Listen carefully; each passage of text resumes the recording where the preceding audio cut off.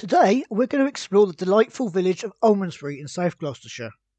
The village sits in the civil parish of Almondsbury along with a few other villages that I will cover in a different video. The place name, Almondsbury, first appeared in the Domesday Book of 1086.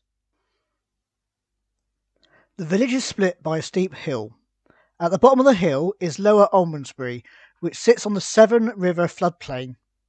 The upper part of the village consists mainly of development along the A38, which has more of an urban feel. First, we will look at the upper area of the village.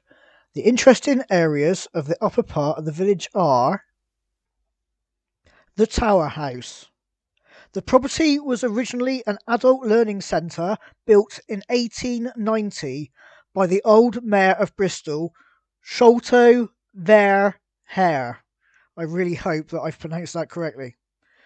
Later, it was converted to Almondsbury Memorial Hospital and Institute, which was opened in 1892. In 1914, it became Almondsbury Military Hospital before returning to local use after the war. In 1948, the building was leased to the South West Regional Hospital Board and was used as an annex for Southmead Hospital. Between the hospital closing and now, it has a colourful history, including the owner wanting a licence to turn it into a party venue, which was denied. Now it stands as a private house, with period features including stone fireplaces, panelled walls, a mosaic floor and stained glass windows. Just on the road we've got Hawtham Village. This is a little estate that is full of hideous new builds. But the land that it was built on actually has an interesting history, if not slightly sinister. I'm planning on doing a separate video to cover this. Also in Upper Almondsbury, we've got the Almondsbury Sport and Social Complex, Police Highway Patrol Headquarters, and of course the hideous Almondsbury Interchange. Now going down into the lower part of the village, you pass Almondsbury Garden Centre. It's a very popular local place to visit. Now, going into Lower Almondsbury, which has the feel of a charming little village. On the left, you can see the Almondsbury Primary School. And just round this corner, there is St Mary's Church. The church and tower were built in 1140 AD. The lead-covered spire was added some time before 1619. According to history, the church was built by monks who stayed in the building next door. This building next door is now the Bowl Inn. This pub takes its name from the bowl shape of the land surrounding the estuary. Parts of this whitewashed stone inn were originally the 3 cottages erected in 1146 to house the monks that built the aforementioned church. The present building became a licensed inn in 1550. In March 2009, a community shop was opened in the village by the not-for-profit Almondsbury Community Services Association, ACSA. The community shop is staffed completely by unpaid volunteers, and the aim of the project goes beyond a village shop being just a service for the village, but also to support local suppliers whenever possible. A portion of the profits generated by the shop is returned to the community projects and organisations in the village. And now we come to famous faces. Almondsbury is the birthplace of Alex, the lead singer of Franz Ferdinand. He was born here on the 20th of March 1972 before being moved to Scotland at the grand old age of 2 months old. Also, the stage and silent film actor Reginald Crompton, who was born on the 14th of July 1870, was also born here. And lastly, on to weird facts.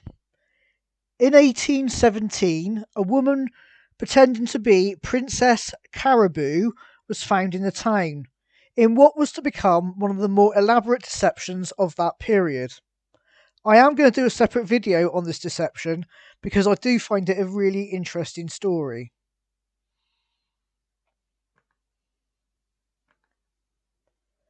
I hope you like this brief history of this lovely village.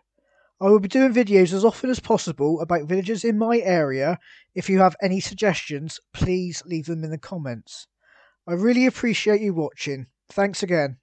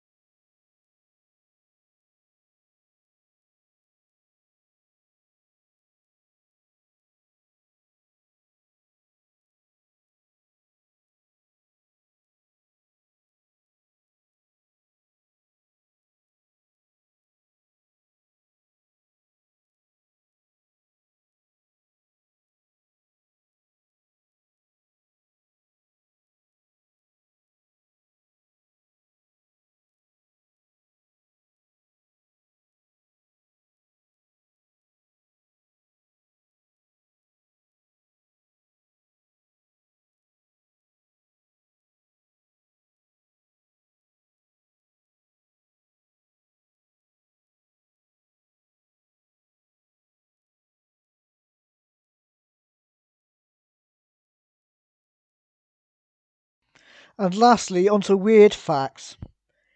In 1817, a woman pretending to be Princess Caribou, was found in the town, in what was to become one of the more elaborate deceptions of that period. I am going to do a separate video on this deception because I do find it a really interesting story. I hope you like this brief history of this lovely village. I will be doing videos as often as possible about villages in my area. If you have any suggestions, please leave them in the comments. I really appreciate you watching. Thanks again.